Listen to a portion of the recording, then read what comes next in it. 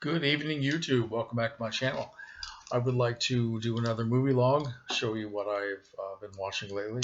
But let me first start out with a movie that is now playing in your local theater, I hope. This is the second film that I've seen in the theater this year. So I don't think about going out to the movies much anymore, but this actually got me outside, out of the house. I'm very glad that I went.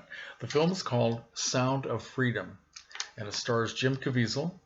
And the only other name in the film that I know of is Mira Sorvino, who plays his wife. She has a very kind of a small part. The rest are mostly Hispanic, Latino actors that I don't know who they are. Everybody is excellent in the film. This is based on a true story, true character of a gentleman named Tim Ballard. That's who Jim Caviezel plays. Tim Ballard was, for a very long time, involved in the Homeland Security Department in the United States.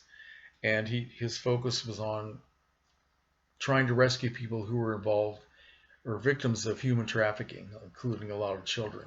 And he eventually became so involved in this effort to save children that he left his job and started doing this on his own and became a mission. And the story focuses on his efforts to rescue two children, a brother and a sister, who were originally from Honduras. They were stolen from their father, taken to different places, and it shows the efforts that he and some of his like-minded associates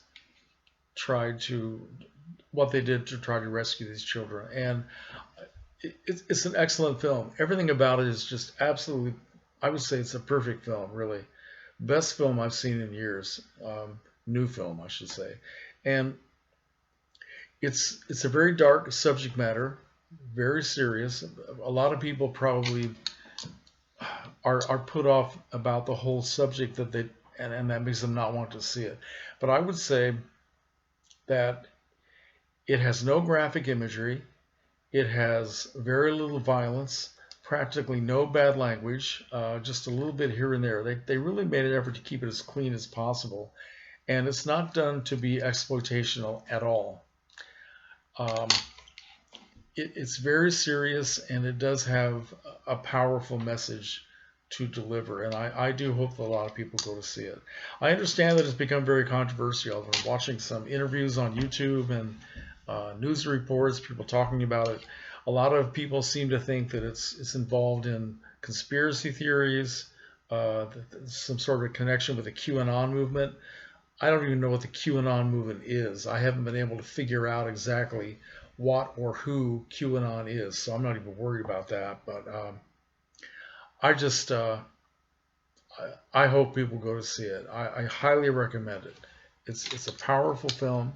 It will give you a lot to think about. And anyway, it cost something like $14.5 million to make, which is incredibly low in this day and age. And I checked today, and the film has already made over $40 million, so it's doing very well. Gives me hope that something with quality and with a positive message can actually get out there and be successful. All right, now for what I've been watching at home. Let's see, what have I been watching at home? Well, I've been trying to sort of catch up on my watch pile, which before I got all the films from Mike Dagg that he sent me about a month ago, my watch pile was maybe this high, and now it's about this high. So I tend to get distracted with doing other things. And here's one thing I got distracted by. Instead of watching movies, I started binge watching the Andy Griffith Show. Season 1. And the reason I started on this, I read this book, Andy and Don, all about the professional and personal relationship between Andy Griffith and Don Knotts, who starred together on the Andy Griffith Show. And it was a terrific book. I mean, just a real page turner. I didn't know anything about their friendship at all, about their personal lives, their histories. Really fascinating stuff. Don Knotts is just, well, he was just one of the most incredibly talented comedians that ever walked in front of a camera, and what they did together in that show was magic. So I hadn't seen these shows in a long time. I grew up with them, of course, seen them all many, many times, but it's been a while. So I started watching the first disc. There are 4 discs in the set here, and even though I'd seen these things again and again, I was laughing my ass off at how funny they were, especially Don Knotts. So that's what kind of kept me from getting into my watch pile. But I have watched a few things I wanted to talk about, and one of them is the Blu-ray of The Tomb of Lygeia, which I picked up at the Monster Bash convention a month ago in June. And of course, I already have this on the Midnight Movies release DVD. And I saw this movie back when it first came out in 1965. Now, I know I talk a lot about growing up in the 1960s and all those great horror films and the Roger Corman Edgar Allan Poe series, which this is a part of. It's the very last one that he did. But the truth is, I didn't see that many of those movies on their first run. We lived in a small town and we didn't get a chance to actually go to the movies that much. Because my dad at some point started working 7 nights a week, and he just wasn't available to drive us into town. My mother never learned how to drive, so I had to rely on other people's parents to go into town to see the movies, and it didn't happen that often. But this is one that I did see, and I remember having mixed feelings about it back in 1965. And I've seen it maybe once or twice over the years after I got the Midnight Movies DVD. So I watched it again on Blu-ray, and it looks beautiful. It's the only film that Corman made in the Poe series where he used locations. He made it in England, and he used the ruins of this old religious house, a priory, actually. I can't remember the name of it now. Can't remember even where it is, but it's just beautiful, a ruined church, and beautiful grounds and all that. So it was perfect for a horror film setting.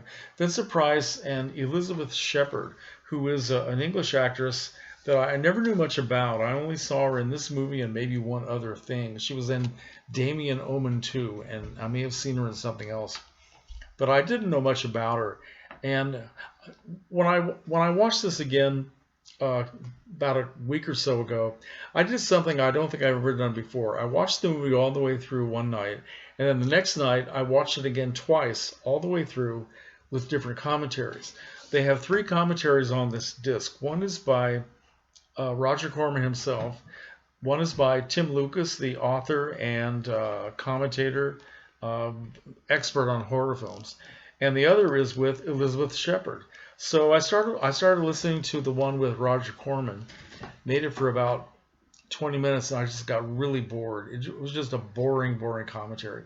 So I turned on the one with Tim Lucas and got caught up in that, watched the whole film all the way through. Then I decided to watch the one with Elizabeth Shepard, and that was even better. She was just wonderful. The woman is 89 years old or something like that, and I think she's virtually retired from films, but she has such a great memory of making this film. She's very enthusiastic about it, talking about Corman and Vincent Price and all that stuff.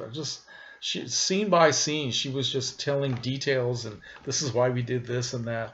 The thing about this film is I think it's a very flawed horror film, and even though it has great performances by Price and Shepard, the lead character is actually a black cat, which I think that I would have got rid of that cat long before the film ended. I thought it was just, I don't know, as I said, very flawed. But I loved watching it again.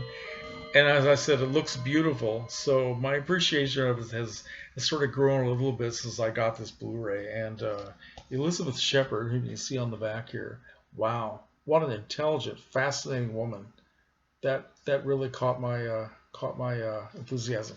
All right, so getting back to some of the films that my friend Mike Degg sent me, I did manage to watch a few of them, and one of them was Cape Fear, the remake by Martin Scorsese, starring Robert De Niro, Nick Nolte, and Jessica Lange. Joe Don Baker is in it. It also has cameo appearances by Gregory Peck and Robert Mitchum, who were in the first film. Okay. Now, I love this film. Of course, I love Mitchum so much. And I never really had any desire to see this at all. I had a feeling it was going to be a bloodbath, and I just wasn't really interested. but Mike sent it to me, and I probably never would have watched it if he hasn't sent it to me. So I loved it, man. I was so surprised. I really got into this movie. Um, it wasn't nearly as violent as I was expecting. There were a few bloody patches here and there, but for the most part, it was all just driven by the performances. And I think De Niro in this film gave the best performance of anything that I've ever seen him in. And that includes Taxi Driver, that includes Raging Bull, that includes Goodfellas, that includes, what's the other one? King of Comedy.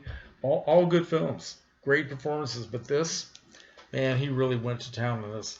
So, yeah, Mike, thank you very much. I thoroughly enjoyed this. And as I said, I probably never would have watched it otherwise. So, he also sent me this pre-code film, Safe in Hell, which I had never heard of. And I watched this all the way through and thoroughly enjoyed it. Quite surprising. The actress Dorothy McHale, someone that I may have seen in one or two films of the 1930s, she made a whole string of silent films and made it into the sound era, and then her career kind of began to taper off. But this is one of her early sound films, and it's a very just melodrama all the way. I won't even describe the plot because it's very convoluted. But she plays a woman who has to make the ultimate sacrifice for the man she loves, and played by a less talented actress who didn't show any kind of restraint. It could have been a cartoonish character, a cartoonish performance with some of the dialogue she had to say and some of the scenes she had to play. But she was so good that she made this believable. She really held back, and I was quite impressed. Safe in Hell, Dorothy McHale. I need to see more of this actress. She was very, very good. Directed by William Wellman. Yeah, maybe that's why she was so good. I don't know.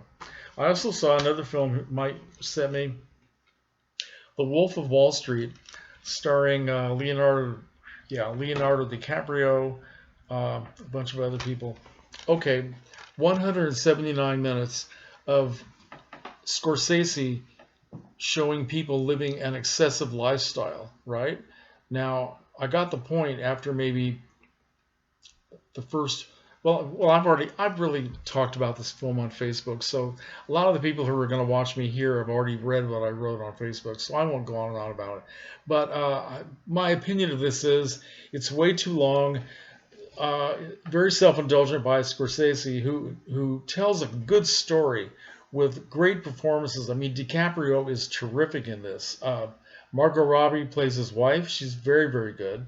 Occasionally, she puts clothes on too, which is nice. And I don't know. I think that Scorsese was using excessive film techniques to show an excessive personality. And I don't know. I don't think I would ever watch this again. It's just way, way overdone. But what do I know? I know it's a very popular film. Everybody else seems to love it and made a lot of money. Finally, okay. I watched The Devils, based on the legendary story of the Devils of Lodun in France. Vanessa Redgrave, who is on the back here, looking like this. Oliver Reed. All I'm going to say about The Devils is no. Just no. I never would have watched this either. I've always had a certain, just a little bit of curiosity about it, just things that I've heard, things that I've read over the years, but I never would have sought this out. So, but no. I going back to Tim Lucas, who I'm friends with on Facebook. He had a post where he said something about The Devils, and I posted a comment to him saying that I watched The Devils for the first time and that I felt like I needed to go to confession or get therapy. And he wrote back to me something which is very funny. He said, let me get this right here. He said, if you felt like you needed to go to confession after watching The Devils, then you weren't paying attention, which I thought was very funny. I'm not even sure what he meant by that, but I thought it was funny. So anyway, so that's what I've been doing at home and in the theater. So whatever you do next, make sure that you make plans to go see, what's the name of the movie? Sound of Freedom. Sound of Freedom, okay? So thanks for watching, and go to confession.